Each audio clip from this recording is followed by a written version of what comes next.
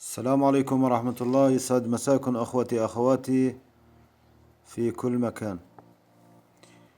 إذا كالعادة نحرق سلك النحاس ثم نحفه ثم نمدده لكي يستقيم. اليوم سوف نقوم بزخرفة فنجان، ويوجد الكثير من الأعمال التي سوف نقدمها مستقبلا إن شاء الله.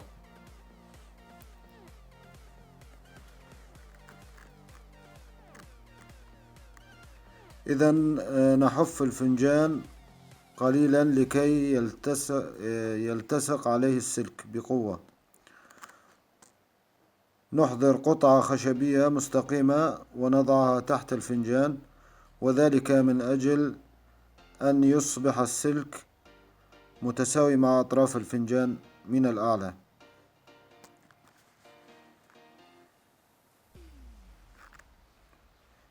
حين نقوم بوضع اللاصق يجب أن نحرك الفنجان باستمرار لكي لا يلتصق بالقطعة الخشبية.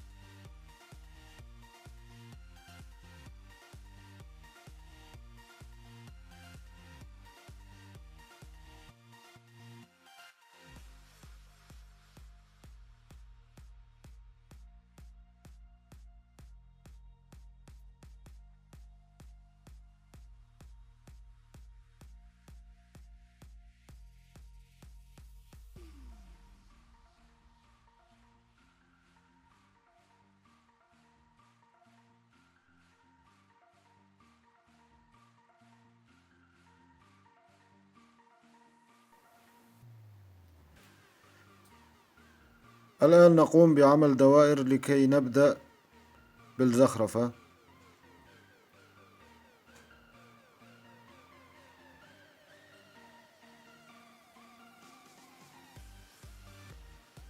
إذا نقصها على شكل دوائر ثم نقسمها نصفين لكي تصبح وحدة زخرفية. إذا بهذا الشكل.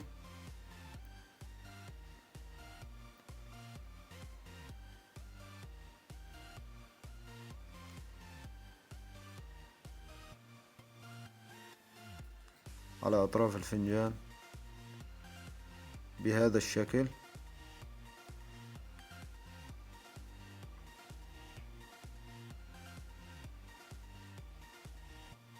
ثم نضع النصف الآخر من الأعلى كما تشاهدون لكي تصبح بهذا الشكل.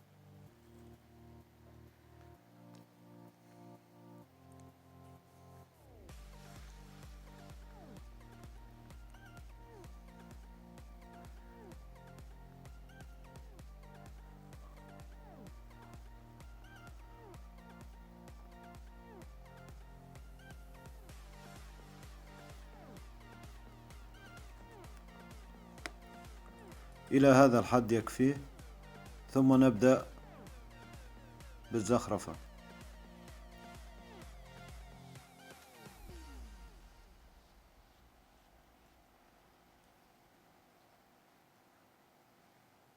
يكفي أن نضع نصف دوائر أسفل الفنجان، ثم نأخذ وحدة قياس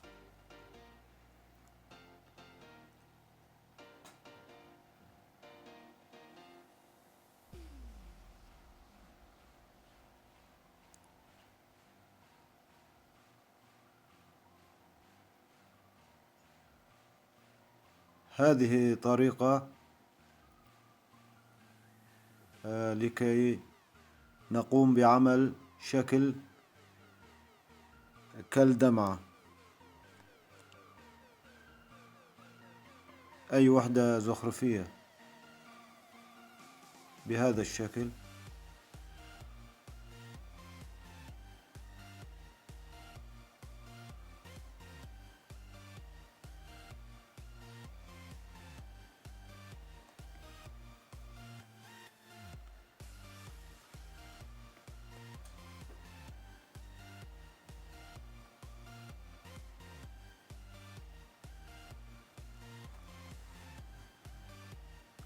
نأخذ القياس بهذا الشكل لكي تصبح متساوية وموحدة.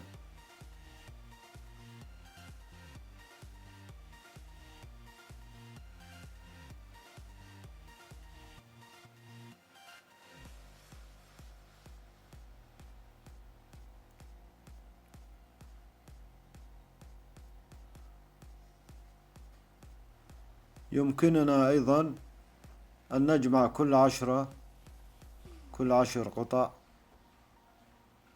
أو كمية وقصها بالتساوي لتصبح موحدة بالقياس.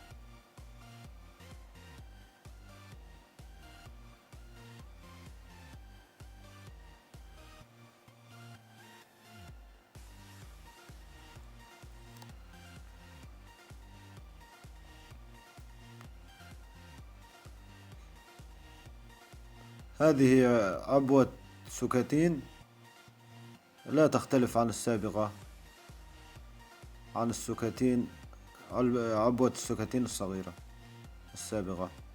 هي من نفس الصنف، ولكن هذه حجمها أكبر. نضع عليها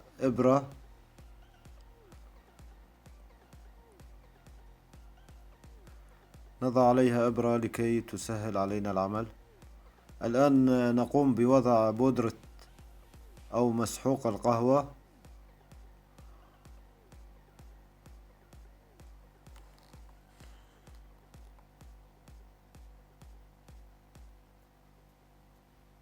بعد وضع مسحوق القهوة يجب تحريك الأماكن التي سوف تبقى فارغة، وحين نقوم بتحريكها أو بنبشها يجب أن ننفخ عليها لكي تزول القهوة من الأماكن التي لا نرغب بتعبئتها.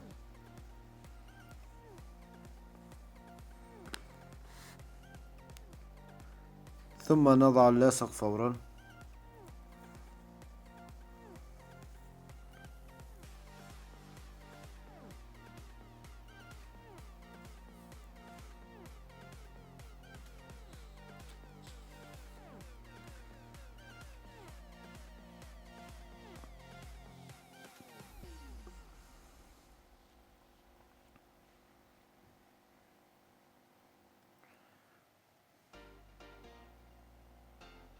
إذن كما ذكرنا سابقا يمكنكم الاستغناء عن مسحوق القهوة أو بودرة القهوة وبخها أو طليها بلون أسود أو أي لون.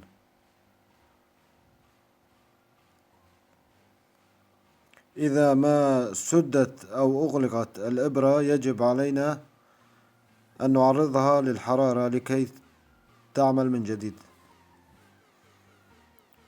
ملاحظة: إذا امتلأت الوحدة الزخرفية باللاصق سوف لن تتمكنوا من تعبئتها بالبودرة، إذن يجب إحضار كلينكس أو قطعة قماش ووضعها عليه مباشرة كي تمتص اللاصق قبل أن يجف ويتصلب.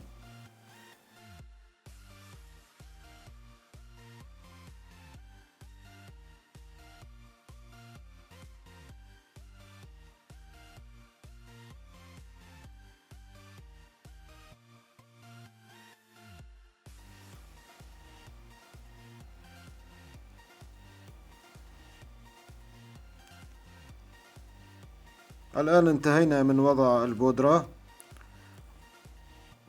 نبدأ بحفها بورق نمرة 60 حتى تظهر أسلاك النحاس بهذا الشكل.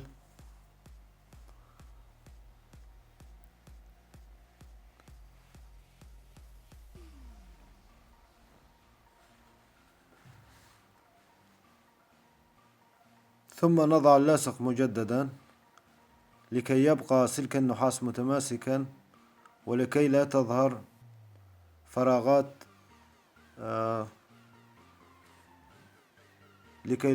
فراغات في بودرة القهوة.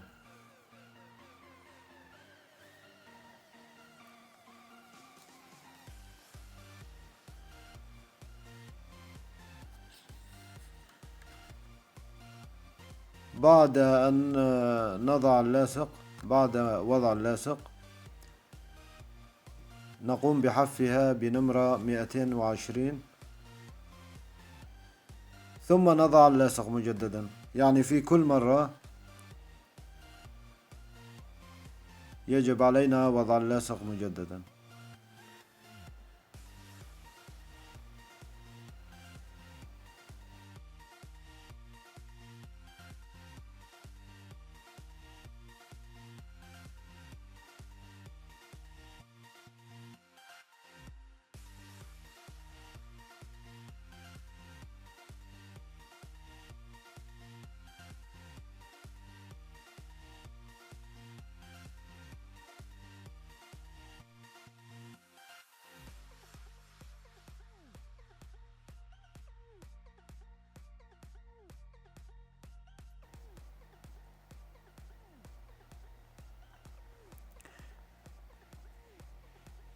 هذا مسحوق ذهبي والآخر فضي، ولا أعلم ماذا يسمى.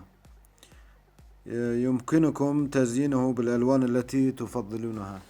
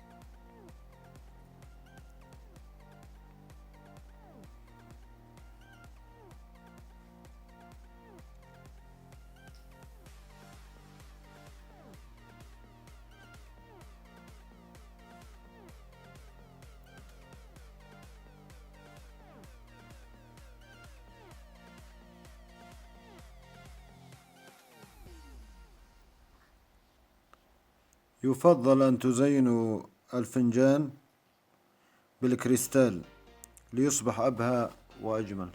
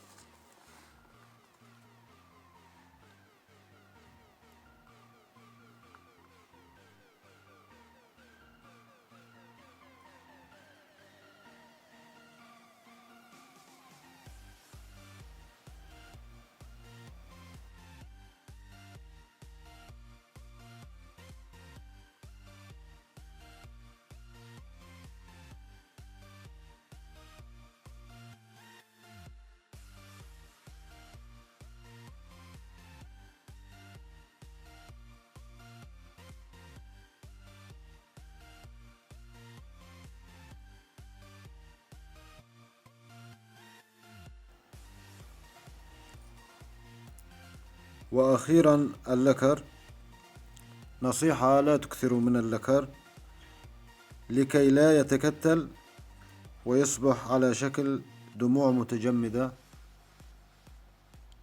بل قللوا قدر المستطاع حفاظا على رونق وجمال الفنجال.